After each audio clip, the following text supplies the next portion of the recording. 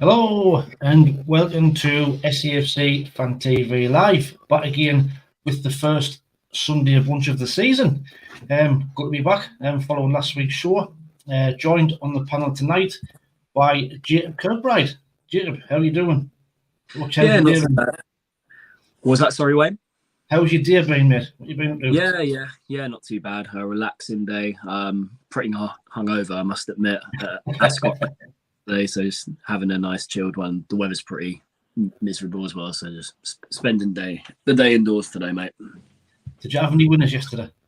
No, lost everything. That's why now you're skint.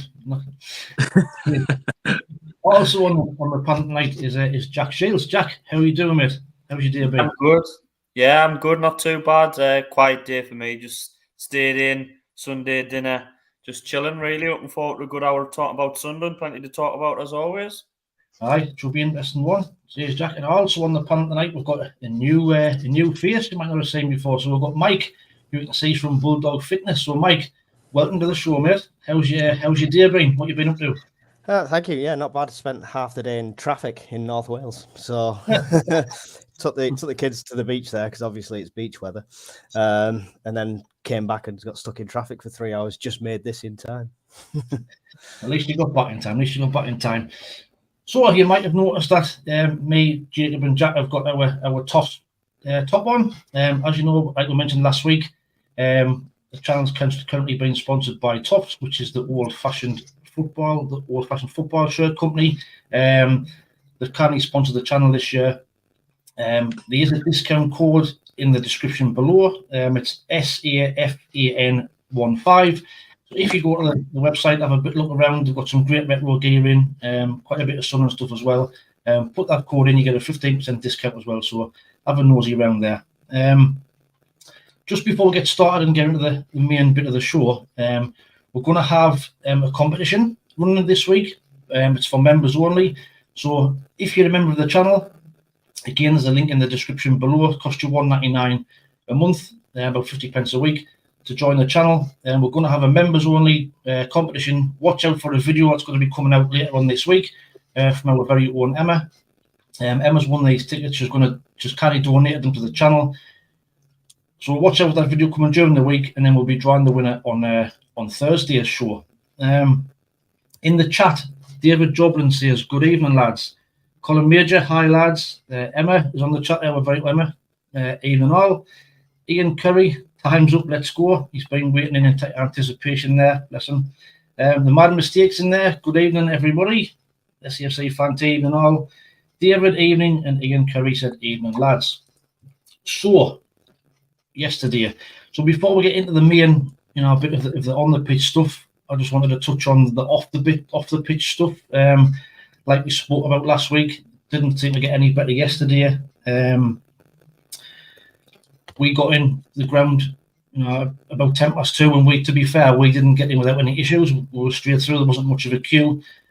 What happened after that? After kick-off, there was about 20 minutes after the game. There was people still streaming in. So clearly, I understand that they've got teething issues with this new digital ticketing system. But Jack, come to you first. How did you find the experience yesterday of getting the ground? Did you have any issues, and were you stuck in the queue outside? No, I got to the ground around about 1:45, but then I was in a queue for a bit of food. There was only one burger van open, so I actually wanted a hot dog. So I was in the queue for the hot dog, and I did notice straight away as soon as I was queuing up. When I was waiting, I looked, and it looked like there was massive queues from pretty much every turnstile. I seemed to have a massive queue waiting outside, and I thought, that can't be right. It was like an unnatural level of queue. I mean, I know you're going to expect queues as you get close towards kickoff. I think everybody expects that. You know what I mean? The closer you get towards kickoff, everyone tends to rush in at the last minute. Well, a lot of people tend to rush in at the last minute. Maybe not everyone. So there's going to be queues, but there seem to be like a really, really long level of queues across most of the turnstiles. So I sort of thought, well, hang on, there must be something's gone wrong here with the systems. To be honest, I missed the first goal, which is my own fault because I stood in the queue for my food, so I'm not really to blame but myself for that one. And by the time I actually waited till sort of 10 past and had my food, there was no queues anymore, and I got straight in. So purely from his perspective of how did it actually get into the ground, it was okay. I put my phone underneath. It scanned the green sort of logo to say pass, came on the screen and went in, and I was okay. But it's probably people in the chat and maybe other people watching were in the queues before 3 o'clock and maybe found it difficult. So yeah, I think there was 1 or 2 issues. I don't know whether it was the scanning system themselves or people maybe just not sure how to use it. There didn't be many people checking their win or assisting anybody either, which maybe needs looking at. Maybe people, the first few games to help people perhaps might be something they need to look at. But yeah, I personally found it okay. But I was, I did miss it because I was queuing for my food. Yeah.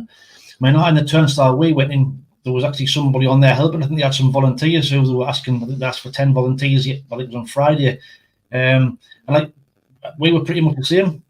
The phone under the scanner and it worked straight away. So I'm not quite sure what went on after that. But there was people coming in, sitting around us, and it was an absolute farce. It was a disgrace, and it wasn't working properly. So, if anybody was in the queue when you had issues, put it in the chat, and we'll read it out. But like as far as I was concerned, we didn't see any issues. But like I say, we got there really early. But clearly, something's gone wrong there. Back in the chat, Marion Trowles, hi everybody. Emma Hansen got in no issues, just a bit of a hassle having more than one ticket on the same phone. Michael Hall says, evening. Conrad Lee, worked really easy on my Apple Wallet. Big issue was people in wrong seats. The live stream had no sound for the first half. Apparently you have to put your iPhone sideways or it wouldn't scan. Worked great here on a smartwatch.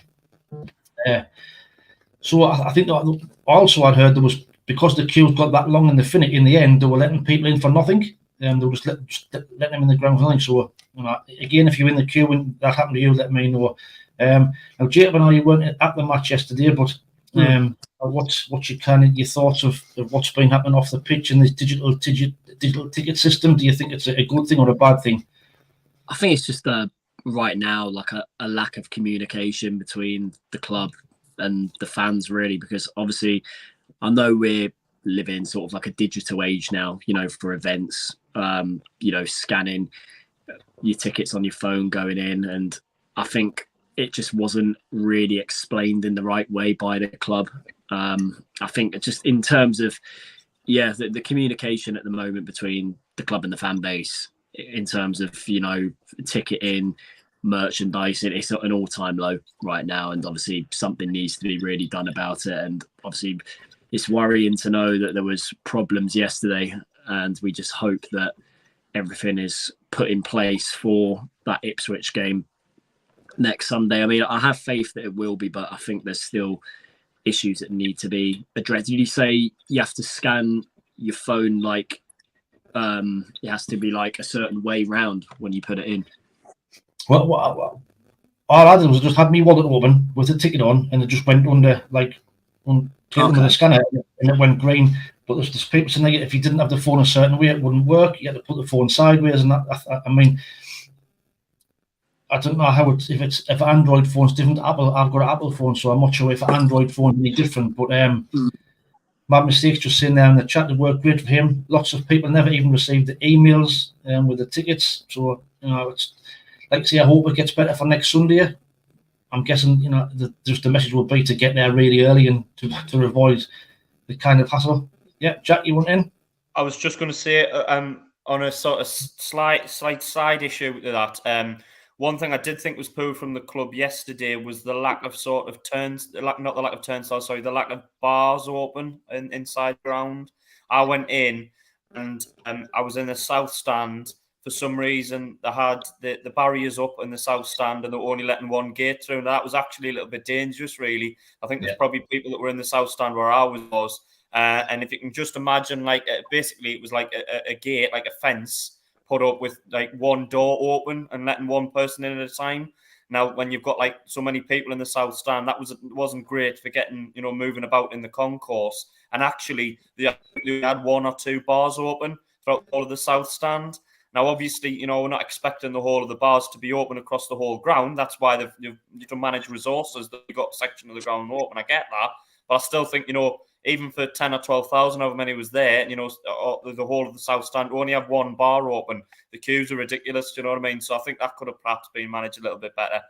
Just talking about resourcing and getting in and out, wasn't the lack of bars open and space and things like that wasn't handled very well yesterday by the club. No. And that's just, you know, more of the issues that we're facing off the pitch, you know, that were absolute shambles. But to Mike, I'm not sure if you were at the game yesterday, but if you were, did you have any issues? If not, you know, what's your thoughts on this digital ticketing system and, you know, and the current shambolic state of our off the pitch affairs? No, I wasn't at the game, but yeah, I'm positive about the digital ticketing system. I think it's a good thing, but it needed to be a gradual process. You needed to introduce it alongside the regular season cards and things like that, because there's so many issues that could be done. Somebody's got a cracked screen on the phone. Somebody drops a phone just before a game. There should be you're going to need just as many staff to help people with issues than you would just having the ticketing staff on there.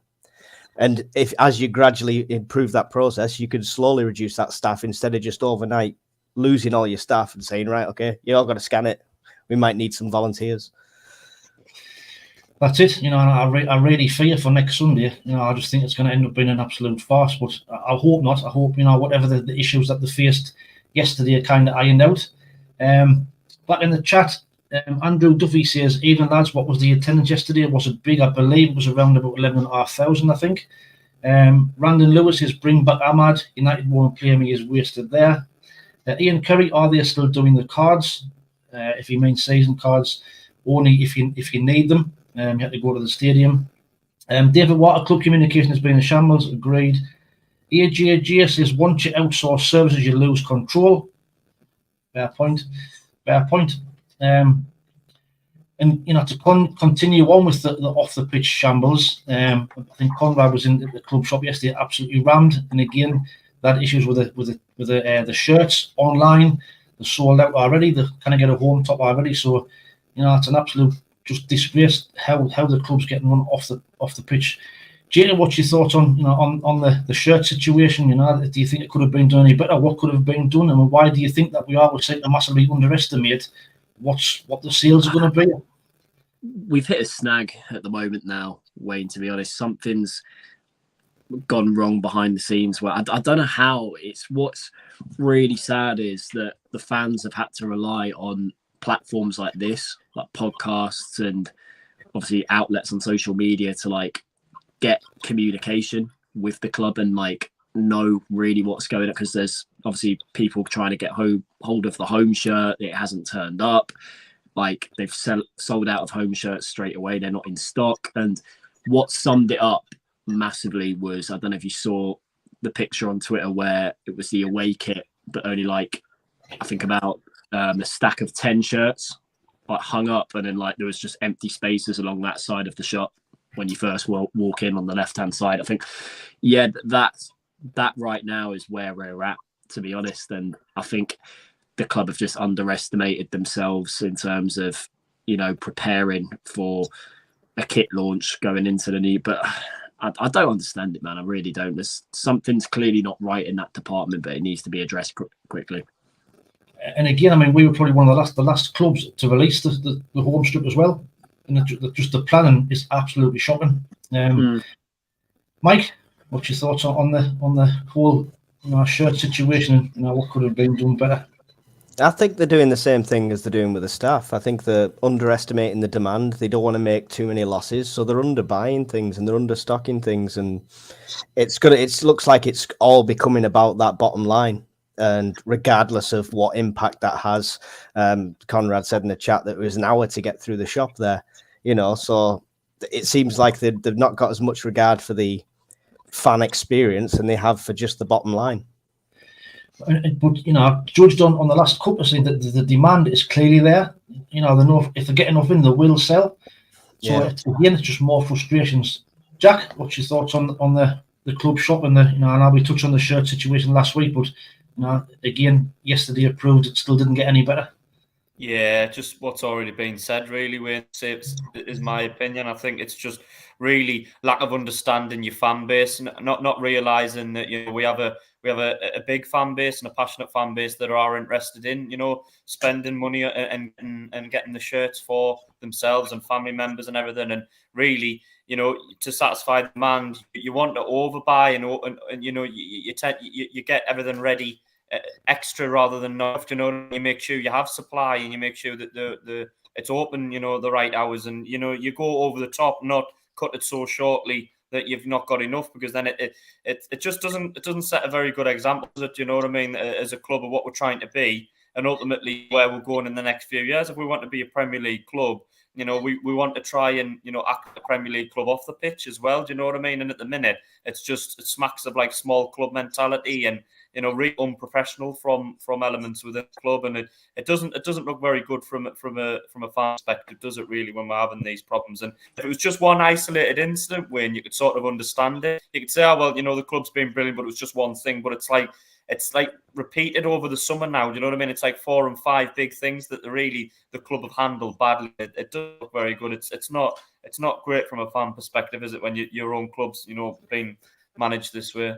No, well, they're missing the trick. End of the day, the losing revenue. You know, it's the club's revenue they're making off the shirts, and it's 55 quid a shot. You know, they're losing money. And what will happen is, like it's probably happened, people will start going to these Chinese websites and getting them for 9-10 quid. They'll be missing out. So, you know, I didn't get it. I just don't get it at all. Right, we've got 98 watching so far. So if you haven't already, please give the thumbs up. We've currently got 24 likes, trying to get to 100 likes before the end of the show.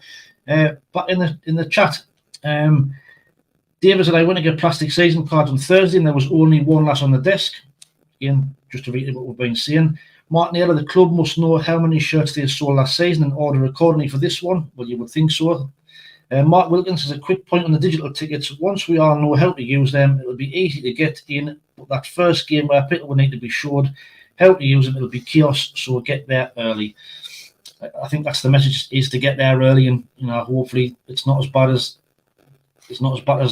yesterday. But you know, bearing in mind there was only 11,500 yesterday. There's still 20-odd thousand who've not used that system yet. So we'll just have to wait and see. But anyway, we'll move on. Matters on the pitch then. So, friendly yesterday, Real Mallorca.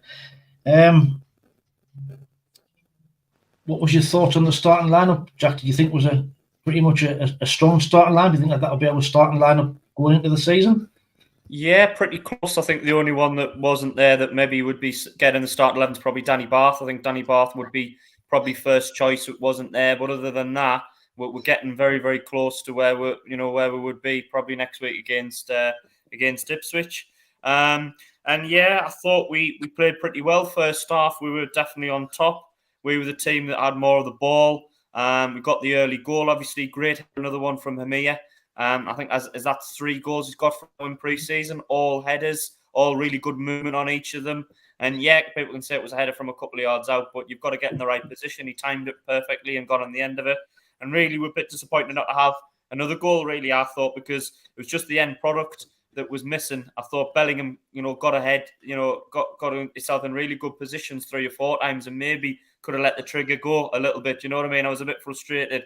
A few people around me were as well. He got the ball in great positions near the edge of the box, saying just have a go, have a shot. Roberts causing them trouble as well. He skinned the full-back 3 or 4 times and really could have put it across, or just really a little bit of more end product, and we could have got the second goal. But yeah, I thought first half played really well. Second half, we wasn't as great, but really good start of the game. And I thought we'll probably touch on 1 or 2 individual performances later on, but some real standout performance as well. Yeah, totally agree. I think for me it was nice to see what we didn't see last season was actually balls being played over the top, and I think Bellingham was trying to run onto them, wasn't he? So we never saw that last season. So he was trying to get him behind. He looked big and strong as well, and I thought that midfield 3 in the first half of Neil, Ekwa, and Bellingham did really, really well. So it was good to see. Mike, I'm not sure if you were at the game yesterday, were you? Or you weren't? Were you? So, no. Have you seen any highlights at all?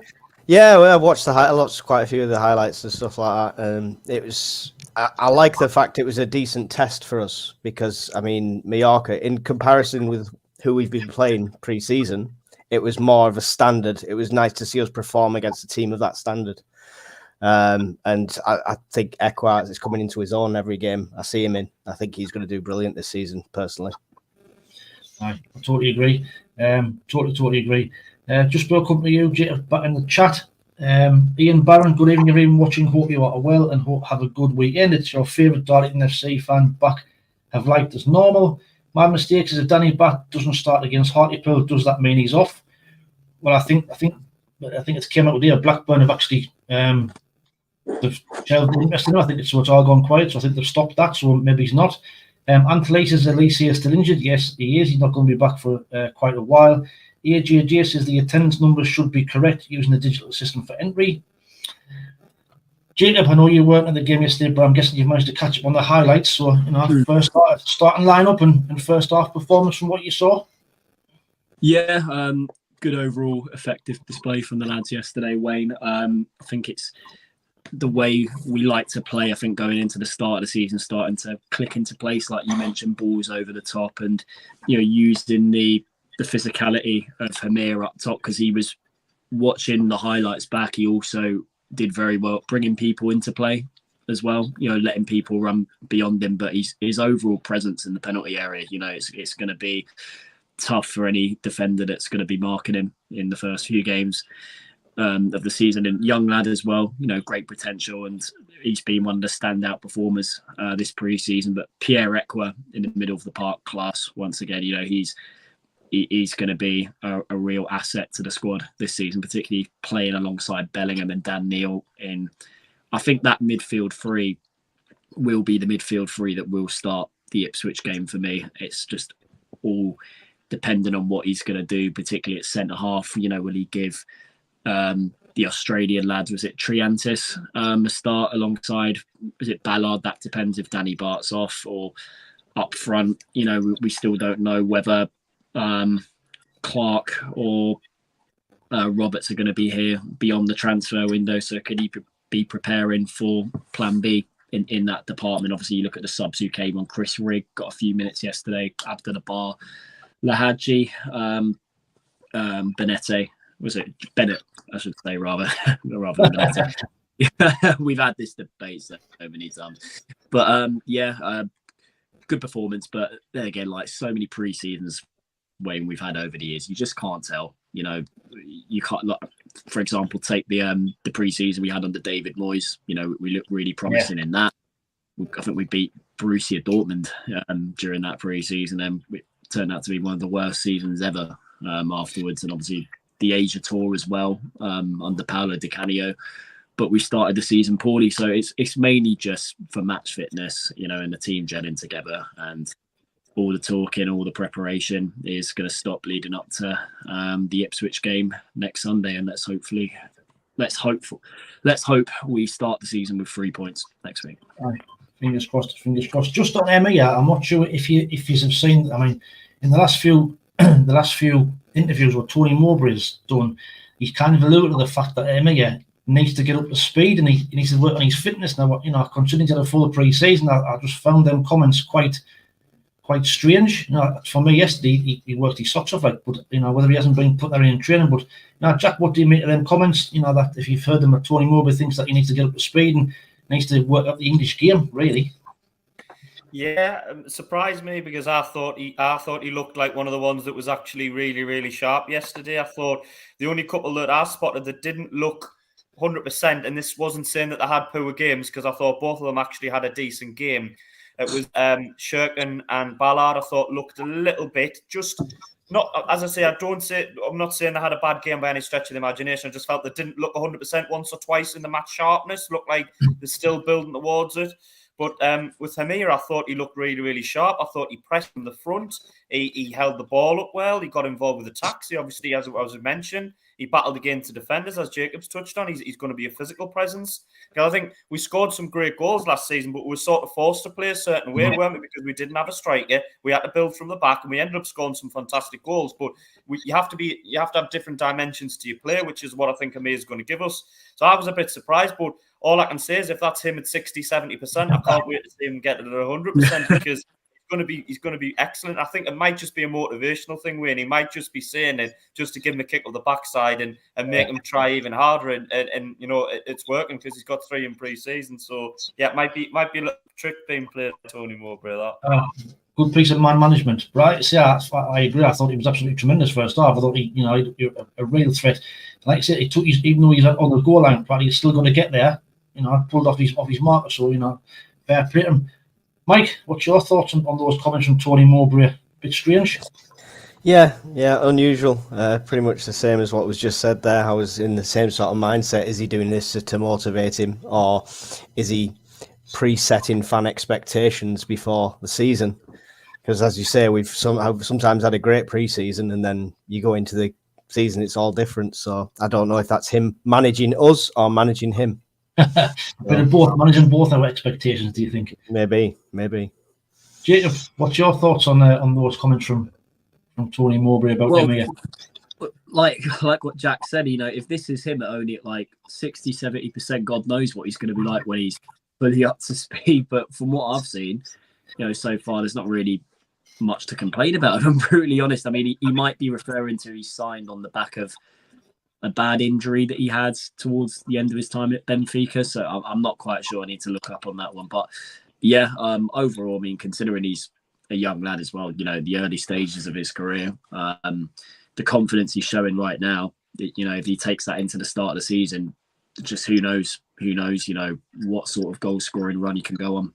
So yeah, really excited to see how Hamir does when the season kicks off. Great stuff. Back in the chat, Ian Barron says, shame you can't play Darlington in a pre-season game. It was a mixed team. Anthony, possibly too, Jeff. AJJ, what's your thoughts on our new striker picking up hamstring on his first training session? Should new players be held back a bit before diving straight on? But we'll touch on that in a little bit. Ian Brown, is Jacob doing his shopping list? No, I'm not. I was looking at the play. What shopping? There's nothing to get in the club shop. So on the second half, then I think the second half was a bit of a different story, wasn't it? I think they came out. They seemed to raise the game a little bit. They might have sub at half time, and they got an early goal as well. I think that the centre forward kind of outmuscled Luke O'Nien to power ahead, and from there I thought they were going to go on and win the game. A few concerns I've heard around the fans is when what seemed to happen in the other pre-season games as well is we seem to have tired quite quickly in the second half of games. Now I can understand that, like in America with the heat and whatever, but yesterday I thought it looked a bit leggy and a bit tired second half as well until we start making some changes. So Mike, what's your thoughts on that? Do you think we look a bit the highlights that we've seen? Do you think we could possibly be tired, or why do we think we're tired following the they've had just a travelled quite a bit, haven't they? The lads have, so I'll put a bit down to that. But, yeah, you don't know what's going on, how intense the training is in the background. You don't know how much prep they're having before. So that could play a massive factor of it, or they could literally be taking it easy. So if they're going all out in the first half, at the end of the day, it's still a friendly. You don't want to pull up more injuries. That's a plague of Sunderland at the moment, isn't it? So it's a strange one, and I'll link back to the injury as well, what we've just been talking about. But Jack, did you notice that we tired yesterday in the second half? And what's your thoughts and what's the reason behind it? A little bit, I must admit, a little bit. I think it was just because we put so much into first half, partly, you know what I mean? I thought we had a really, really strong first half. It was going to be hard to keep that same intensity up. Mike's mentioned it's quite a good standing. Mallorca are a top 10 La Liga team. Do you know what I mean? Let's not underplay it. I mean, we're not saying the Barcelona Madrid here, but Mallorca are a fairly decent team in their own respect. And I think, obviously, as Sunderland fans, we're always going to look at how did we play and how did we do. But I think sometimes you have to look at the opposition and think the opposition just stepped it up a little bit as well, Wayne. I think they were much, much better in the second half. They pressed us high up a bit more second half as well. I noticed first half, they pressed us a little bit, but we were able to play through it. Whereas second half, managers obviously told them, look, get right in Sunderland's faces. And I noticed one or two passes sort of went astray a little bit. And I think they unsettled us a little bit. And the early goal changed the game. And yeah, I thought draw was probably a fair result. We had the better the first half. They had the better the second half. I think there was maybe just one or two holding back slightly. I mean, it is still a friendly. And because we've got a competition for places as well now, players will be thinking, I don't want to graft and put tackles in and my hamstring go or get a dead leg or a knee injury or something that's going to keep me out for a few weeks. And then my position's going to be taken by somebody else. That player has a good run in the team until October, November time, and there's me. So it might be a bit extreme, but I think there might be one or two holding back slightly as well, just wanting to make sure that they're not injured or they're fighting fit if they do get in the starting 11 for next week's performance. Yeah, so totally agree with that. Jacob, do you want it in? Yeah, one thing I must say, the obviously the change, if anyone noticed, the white goal nets I thought looked absolutely magnificent. To be fair, I don't think we've ever someone correct us on the chat tonight. I think last time we had white goal nets at the stadium was like 20 years ago, probably during the the Peter Reid days back in but it just looked, even like watching the highlights back, seeing them, it does really stand out. It looks really, and I think definitely an upgrade to the all red nets that we've had for the last 4 years. I admit they do look aesthetically pleasing, a little bit nice yesterday, but until you pointed it out, I didn't actually notice it. But when you did it, they do stand out really, really well. Right, so back to the game. So, like you say, I think they were a physical team yesterday. You know, they looked fit. They were physical, had a big, strong side. Like you said, they were putting a few tackles in the second half, especially. Ultimately, accumulating in the red card. So, bit of a nasty tackle, if I'm honest, from what I'm saying of it. You know, and it's not like Luke 09 to react. So, Mike, you've probably seen it back. What did you think of the tackle on 09? Bit physical for a pre-season friendly. Yeah, very physical for a pre-season friendly. Nerve-wracking when it's something like that. Watching anything like that in a pre-season friendly, especially with our track record, like I've said. So, if anyone could take it, though, I'm sure it's 09. Well, back in the chat, so my mistakes, altitude train does that until it kicks in. Another week they will be fitter, so let's hope. You know, I'm not quite sure what the team will be on Tuesday night against Hartlepool, but I'm guessing it'll be the ones who didn't play, or a majority of young lads and those who didn't play out yesterday. Let's not forget Mallorca finished 9th in the La Liga. Yeah, we'll just point that out. What else have we got there? Mark Wilkins says, can we have their centre forward? He was a beast and even pushed Ballard off the ball.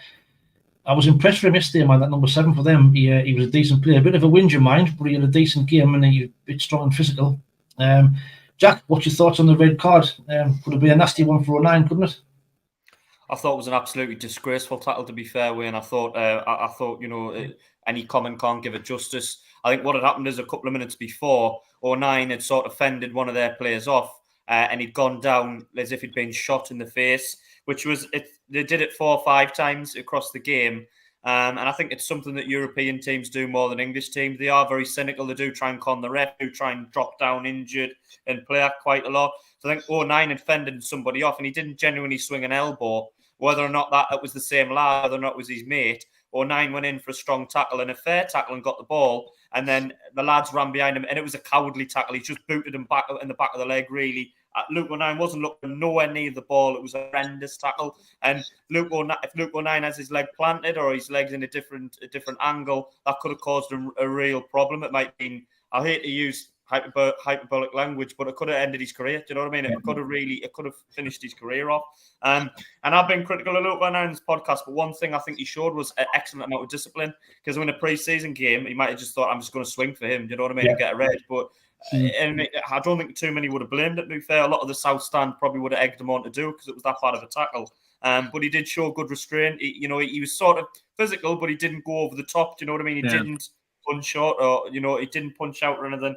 And it got the crowd going for the last few minutes because it had gone a little bit flat. I don't know if anybody was there, but it had been a little bit flat in the second half, and that seemed to get the crowd up. You know, our fan base love a big tackle, don't they? And they make a roar when somebody puts in a 50-50 tackle, and it did get the crowd up a little bit. But yeah, just a horrendous tackle in a friendly game as well. I can't say what the Spanish lad was thinking. The Mallorca player was thinking. It was just disgraceful. Well, I think even their manager during the game was getting himself a bit hit on one. He was batting around down the touchline as well. Jay, I'm not sure whether you saw, but after that tackle, apparently Emir went sprinting down the touchline off the bench to defend, which is great for team spirit as well. It shows you how they've all gelled together. But if you've seen the tackle, what's your thoughts?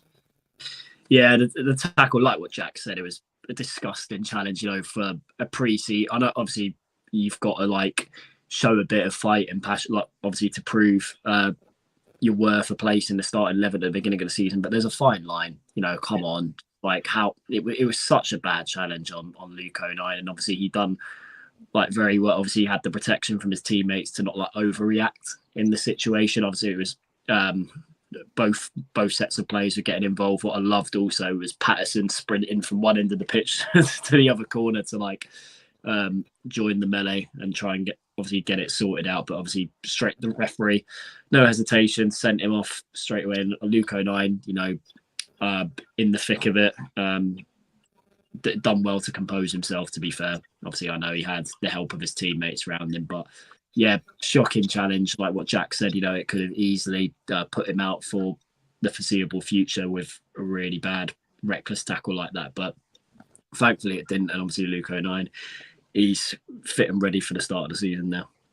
I think it could have been a real nasty one. But in the chat, Conrad Lacey says Luke wound him up very good, smacking him on the head as he slides by.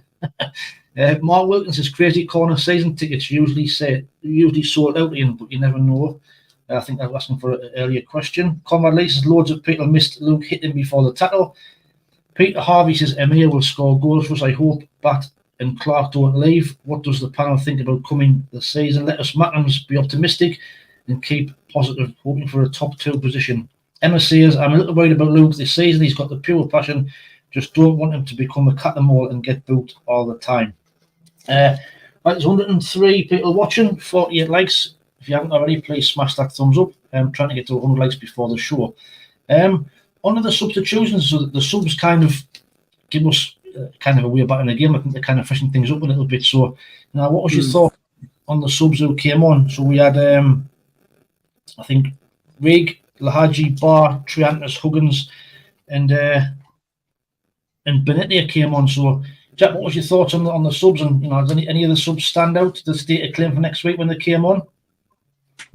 Chris Rigg would be the first one I thought did really well. He got on the ball as he has, in all of pre-season really, and you sometimes have to check how young he is, because I think he's like someone who's been playing 6 or 7 years in the first team. His confidence that he's got, his ability that he's got, just really top draw. And if we manage him correctly this season, he's gonna improve so much this season if we use him in the correct way.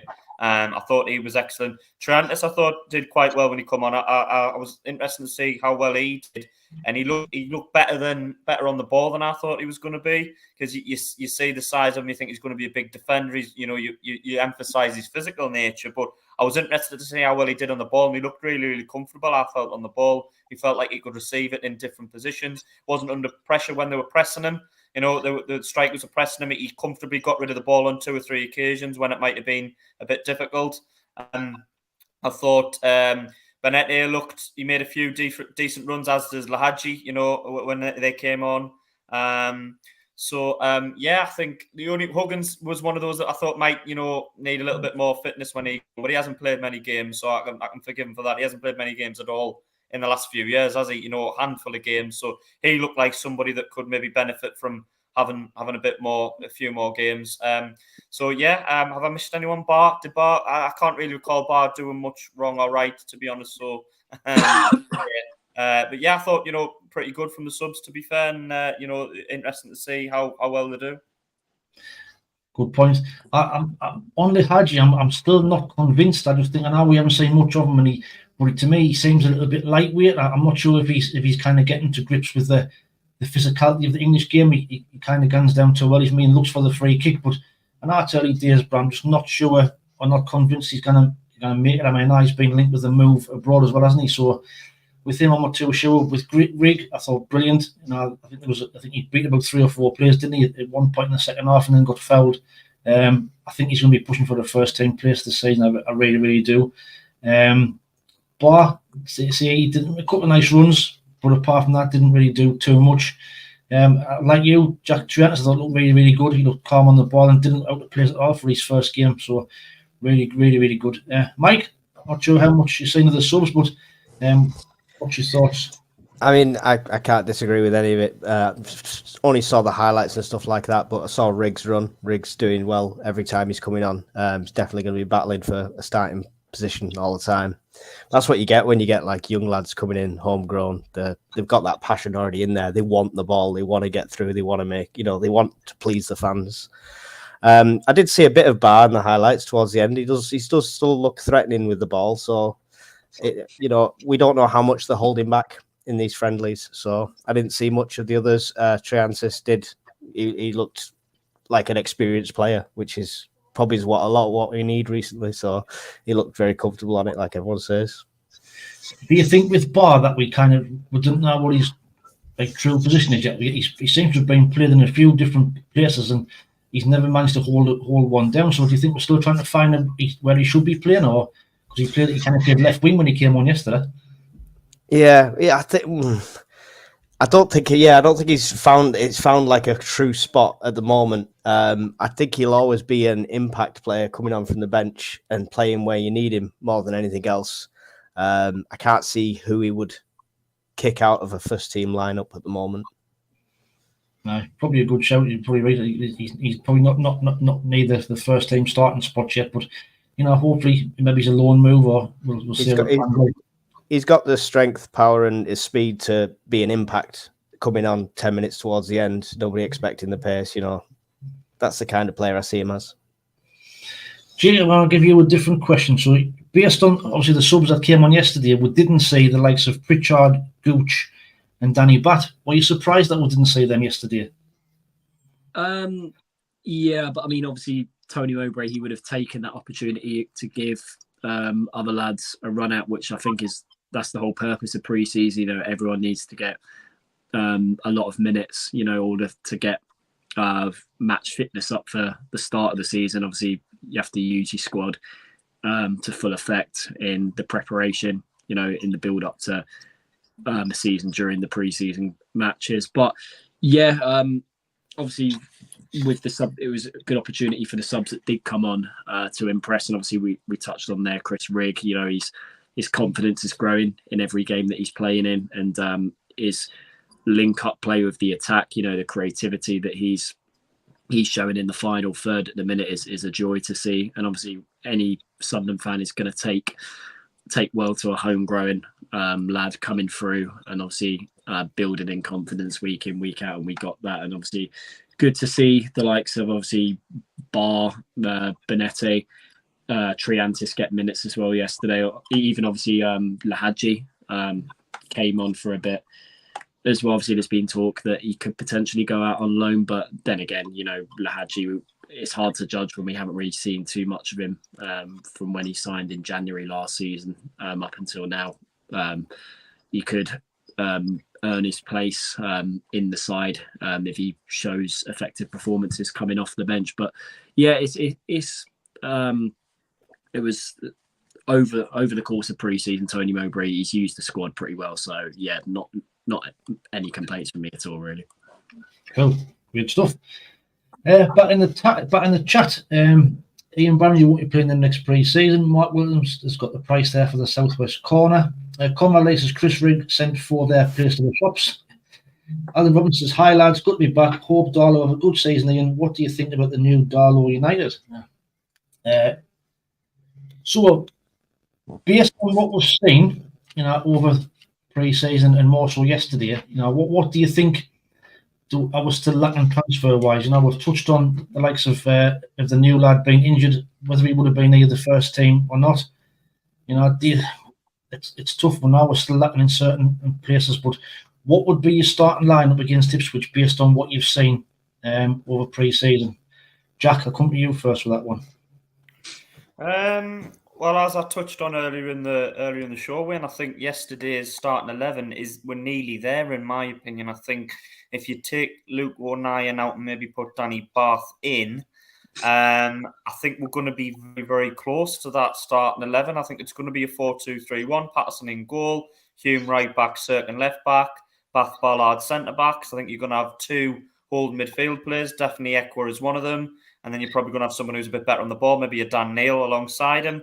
And then you've got your striker, Hamir. It has to be Hamir. He's the only fit striker we've got at the minute. So he has to, it goes in by default. And then you've got the 3 behind him, which is probably going to be Clark one side, Roberts the other, and probably Bellingham at the minute as the attacking midfield. I think that's going to be as close as we can get to the starting 11. But I think we are still short on a couple of areas in terms of transfers, in my opinion. I'd still like another striker in. I mentioned it on Tuesday's show, a little bit of a different striker, maybe someone who's a little bit quicker, somebody to run in behind and get on the end of, balls in behind. A bit more of a poacher type striker. I would like one more forward in at least. Possibly another wide player as well. I mean, we're still not sure on what's happening with Jack Clark. If he stays, great. Then I still would like a bit more backup on the wide positions.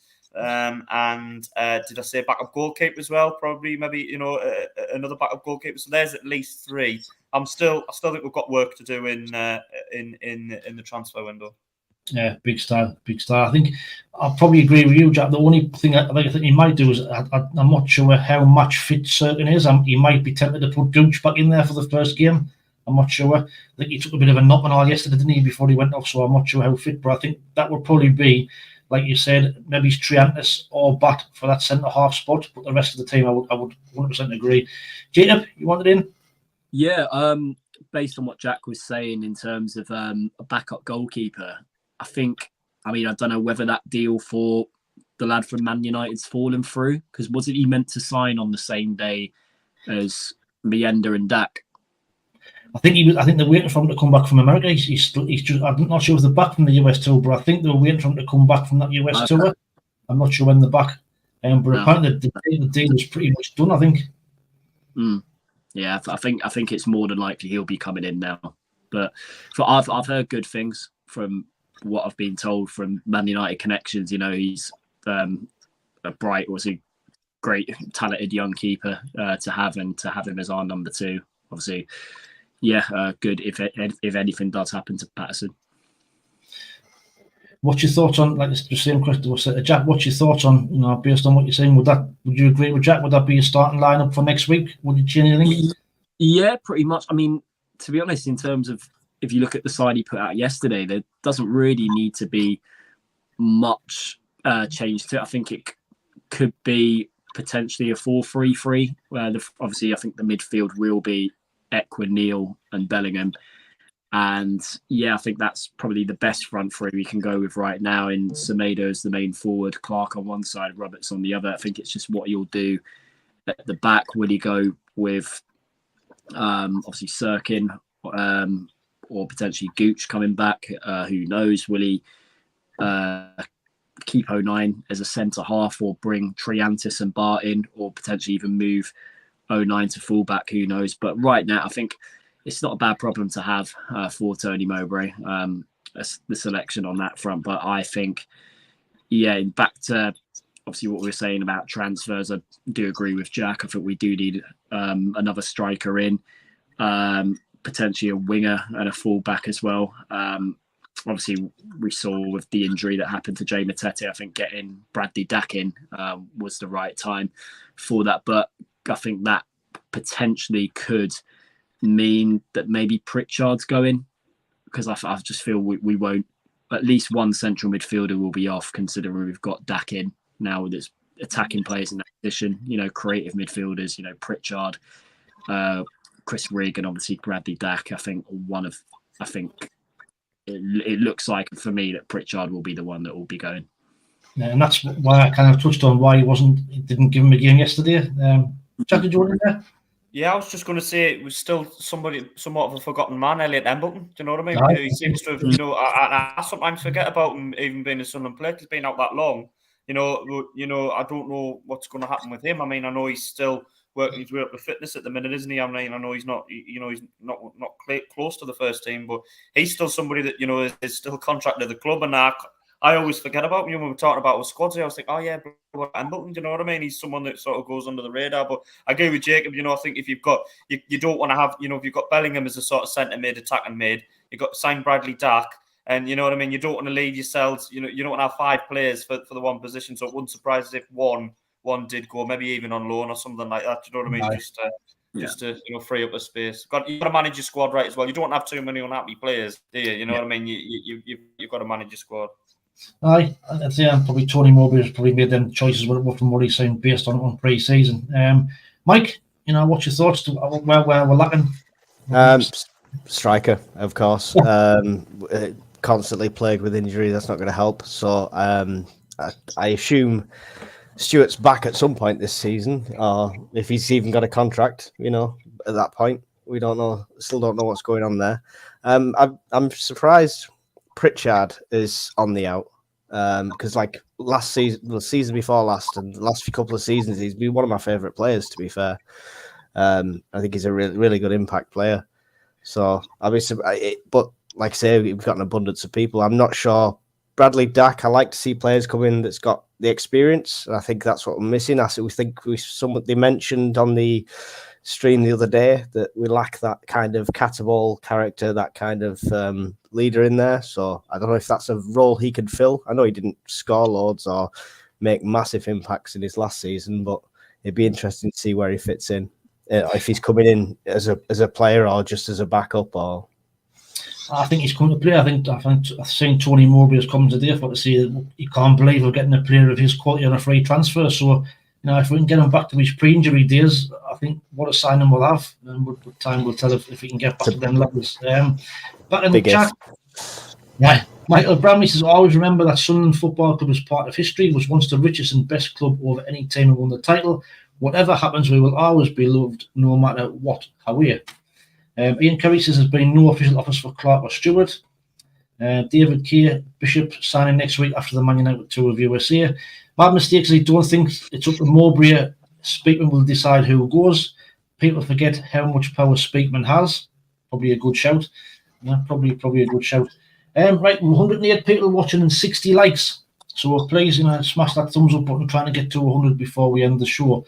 For the last part of the show, I want to touch on, I'm not sure if you've seen the statement from the EFL that came out during the week about the time wasting measures. Apparently, they're trying to clamp down. I mean, now, especially at the stadium, like the last couple of years, the issue that we've had with time wasting and teams coming up here, just to blatantly waste time. So apparently they've put some new measures in place, which are going to run similar to how the Women's World Cup is at the moment. So there's going to be time added on for goals and celebrations, substitutions, injuries and treatment if required, penalties from the moment of the offence to the whistle to the whistle for the kick, red cards from the moment of the offence to the player leaving the field. They're also going to have the multi-ball system. Also, players who are not seriously injured will go off the pitch for treatment and not be allowed on for a minimum of 30 seconds. So, Jacob, bearing in mind the issues that we've had with time wasting, especially at the stadium, what's your thoughts on these new measures? Surely a good thing.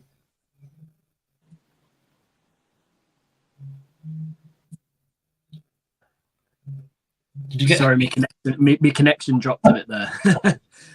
Which bit did you hear? About the new rules going into the start of the season. Time wasting. So, what's your thoughts on these new measures? I don't know whether you've seen many of the Women's World Cup games. With the added time, because it came into play, I think, properly for the first time in the Qatar World Cup last year, and they're doing it also. I've been watching a bit of the Women's World Cup recently. The way how that works, like calculating the, I think it works really well. It gives, obviously, it's respectful to the fans as well. It's extra football to be played, and obviously, particularly at the stadium of even just reminds you of the League One days. Teams coming up and goalkeepers just trying to do anything to slow the game down, but the fans don't want to see that way. We just want to see action on the pitch, and I think it will clamp it out, and I think it's the right way forward for that. That would be my main point to put across, particularly with the new added time rule for this season. It has to happen, but it'll all boil down to how strong the referee is. We've seen in the past we've had these measures come out before, and the referee's not strong enough, and players just dominate them and walk all over them. But Jack, what's your thoughts on these new to stop these time wasting measures? Yeah, I think there's nobody gets frustrated at the stadium. I like watching the team come and do it from the first whistle than me. As has been touched on, League One teams are horrendous for it. And I think they knew that our style of play, and even a little bit in the Championship, but less so. Less so. But I think they know our style of play relies on tempo and getting the ball down and playing good football and getting the crowd up. So anything to try and disrupt that, we've seen teams do it time and time again. And I think the referees have been strong enough to hand out yellow cards and really warn them about it and stop it. I think that's how I blame. I don't blame the players themselves, because I think the teams will try any trick in the boot that they can to get the result. But I think you need strong officials, and we didn't get that at all in League One. You know what I mean? So we've talked about it at length in this. So how the work's going to be interesting to see, because I think it does sound really, really positive. And it might seem a bit strange at the end of the game when you're getting the board going up and there's like 11 minutes added on, and people are like, how much? What is there? Is that 11 minutes? You're going to hear that type of thing in the crowd, aren't you? But as long as it's used effectively, I think it's going to be a positive, because we want to see the ball in. Yeah. We want to see football played.